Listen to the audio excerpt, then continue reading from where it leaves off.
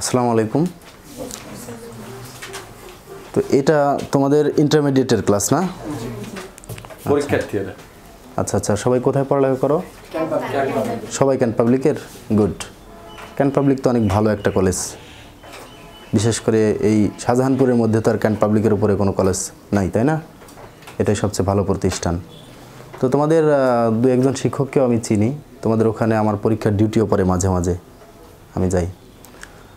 তো আজকে আমার এখানে আসা মূলত তোমাদের সাথে এই বর্তমান বিশ্বে যে একটা ভাইরাস ছড়িয়ে পড়েছে, নাম কি জানো তোমরা? করোনা ভাইরাস, তাই না? তো এই করোনা ভাইরাস এটা কিভাবে ছড়ায় সে সম্পর্কে তোমরা তো জানো, তাই না?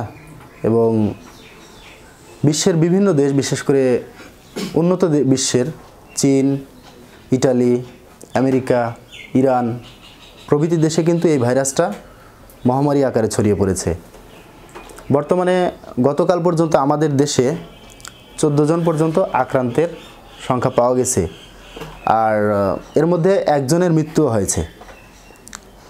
বিভিন্নজন বিভিন্নভাবে গুজব ছড়িয়ে কেউ বলতেছে থানকুনি পাতা খেলে করোনা ভাইরাসের আক্রমণ হওয়ার সম্ভাবনা থাকে না, কিন্তু আসলে এগুলো নিতান্তই গুজব। যেখানে পৃথিবীর উন্নত বিশ্বের দেশগুলো এই ভাইরাসকে দমন করতে হিমশিম খেয়ে যাচ্ছে, সেখানে থানকুনি পাতার মতো কোনো কিছু আদৌ এটা সারাবে কি না সেটা আমাদের আসলে জানা নেই, বা হয়তো সারাবে না, এটাই সবচেয়ে বড় বাস্তব। আরেকটা বিষয় হলো এই সাম্প্রতিক সময়গুলোতে, অর্থাৎ এখনকার দিনগুলোতে আমরা যখন জনসমাগম যে সমস্ত স্থলে আছে সেই সমস্ত জায়গায় চলাচলের জন্য অবশ্যই সর্বোচ্চ সতর্কতা অবলম্বন করে চলব। কেননা এটা উন্নত বিশ্বে মহামারী আকারে ধারণ করেছে, এই একজন দুজন থেকে আস্তে আস্তে ছড়িয়ে পড়ছে, তাই না? আমাদের দেশেও কিন্তু এটা মহামারী আকার ধারণ করতে পারে, যেহেতু আমাদের একটি দরিদ্র দেশ এবং উন্নয়নশীল দেশ, সেহেতু মনে করো আমাদের দেশে যদি এটা মহামারী আকারে ছড়িয়ে পড়ে তাহলে কিন্তু নিয়ন্ত্রণ করা খুবই কঠিন হয়ে পড়বে, তাই না? যে কারণে আমরা যখন পাবলিক প্লেসে চলাচল করব তখন অবশ্যই মাস্ক ব্যবহার করব। অপ্রয়োজনীয়ভাবে কারোর সাথে মনে করো হ্যান্ডশেক করি না আমরা, অথবা মনে করো কোলাকুলি করি, এই কাজগুলো এখন আপাতত করব না। কেউ হাসি কাশি দিলে আমাদের একটা নির্দেশনা আছে যে কিভাবে হাসি কাশি দিব, হয়তো মুখে রুমাল চেপে অথবা হাত এরকম করে বলা হয়েছে যে হাসি দিলে বা কাশি দিলে এরকম করে দেবো, যেন অন্যের শরীরে আমাদের হাসি কাশির অংশ বিশেষ না লাগে।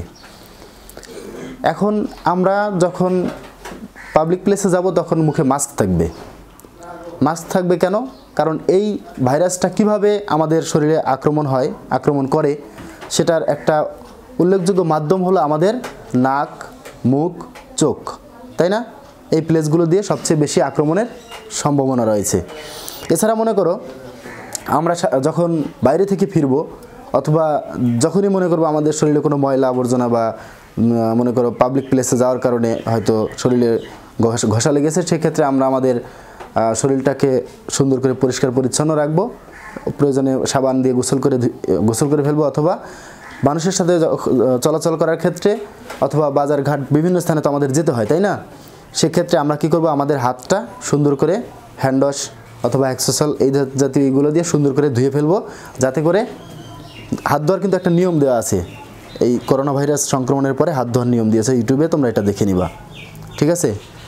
আচ্ছা, এছাড়া পৃথিবীর উন্নত দেশগুলোতে ইতিমধ্যে এই রোগ এটাকে ওটা কি বলে, আইসোলেশন মানে কোয়ারেন্টাইন, যেটা কোয়ারেন্টাইন, অর্থাৎ যারা এ রোগে আক্রান্ত হয়েছে তাদেরকে কোয়ারেন্টাইনে রাখা হয়েছে। তাদের কোয়ারেন্টাইনের ব্যবস্থা আর আমাদের কোয়ারেন্টাইন ব্যবস্থা কিন্তু তাদের মতো তার উন্নত দেশ আমাদের না, এত উন্নত হবে না। যে কারণে এ রোগে যারা আক্রান্ত হচ্ছে দেখা যাচ্ছে যে আমাদের সরকার সাধ্যমতো তাদেরকে আইসোলেটেড করে রাখার চেষ্টা করতেছে, কিন্তু দেখা যাচ্ছে যে তারা নিজেরাই যদি আক্রান্ত না হয়, যে এই রোগের লক্ষণ প্রকাশ পাওয়ার আগ পর্যন্ত সময়টাকে তাদেরকে হোম কোয়ারেন্টাইন যেটা, অথবা মনে করো যে আশকোনার হজ কোয়ারেন্টাইন যেটা যেখানে তৈরি করছে সরকার, সেখানে রাখার জন্য ব্যবস্থা করতেছে। কিন্তু মানুষের মধ্যে জন অসন্তোষ দেখা যাচ্ছে, যারা বিদেশ থেকে আসছে তাদের মধ্যে অসন্তোষ দেখা যাচ্ছে যে আমাদের কেন এভাবে রাখা হচ্ছে। কিন্তু অ্যাকচুয়ালি আমরা কি করতেছি, যে দেশের বৃহত্তর স্বার্থের জন্য ক্ষুদ্রতর স্বার্থ ত্যাগ, অর্থাৎ তারা এতটুকু সহ্য করতে পারতেছে না, কিন্তু তারা একবারও চিন্তা করতেছে না যে এই যে রোগটা এটা আমাদের দেশে যদি ছড়িয়ে পড়ে, আমাদের ভাই, আমাদের বোন, আমাদের প্রতিবেশী, আমাদের আত্মীয় স্বজন তারা আক্রান্ত হবে, তারা ক্ষতিগ্রস্ত হবে, তাই না? এটা কিন্তু তারা বোঝার চেষ্টা করতেছে না। আমরা ইউটিউবে দেখলাম অথবা মনে করো যে ফেসবুকেও দেখলাম যে একজন বিদেশ ফেরত লোক মানে দেশের সিস্টেম নিয়ে নানা ধরনের বাজে মন্তব্য করতেছে, কটূক্তি করতেছে, গালিগালাজ করতেছে। তো একজন দেশপ্রেমিকের কাছ থেকে বিদেশ থেকে ফিরে এসে যারা আমাদের হয়তো রেমিটেন্স যোদ্ধা আমরা যাদেরকে বলি, তারা আমাদের দেশপ্রেমিক, তারা এই ধরনের আচরণ করবে এটা আমরা কিন্তু কখনো কি করিনি, প্রত্যাশা করিনি তাদের কাছ থেকে। এবং সেখানে দেখা যাচ্ছে যে আমাদের একজন পুলিশ ভাই সে সর্বোচ্চ মানে ধৈর্য ধারণ করতেছে, তাকে কোনো মানে কটূক কথা বলেনি, তার সাথে কোনো খারাপ আচরণ করেনি, অথচ সে কিন্তু সেই পুলিশ ভাইয়ের সামনে অত্যন্ত বাজে ভাষায় দেশের সিস্টেমকে গালিগালাজ করতেছে, আমরা এটা দেখেছি। তো এখন বিষয় হলো যে আমরা নিজেরা যদি সচেতন না হই তাহলে কিন্তু রোগটা কী হবে, মহামারী আকার আমাদের দেশেও ধারণ করতে পারে, যেহেতু অন্য দেশে ধারণ করছে। যে কারণে এখনই সময় আমাদের সবার কি হওয়া, সচেতন হওয়ার।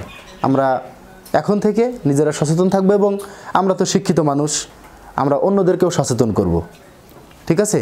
এতে করে কি হবে, রোগটা কিন্তু প্রাদুর্ভাব আমাদের দেশে কম ছড়ানোর সম্ভাবনা থাকবে এবং আমরা আমাদের দেশকে রক্ষা করতে পারবো, তাই না?